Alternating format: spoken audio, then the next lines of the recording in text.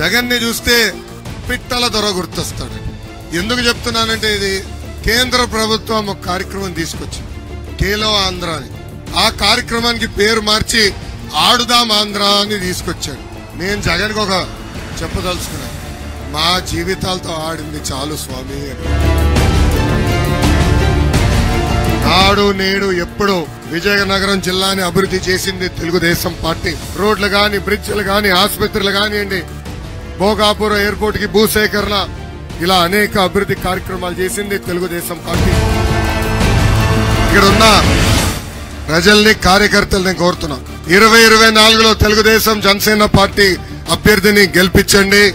పార్వతీపురంకి bypass road వేసే బాధ్యత మేము తీసుకుంటాం. జంజావతి రిజర్వాయర్ పనులు పూర్తి చేస్తాం. ప్రతి ఇంటికి ఉచితంగా నీటి కుళాయి ద్వారా సురక్షితమైన తాగునీరు అందించే బాధ్యత తెలుగుదేశం జనసేన ప్రభుత్వం తీసుకుంటుంది.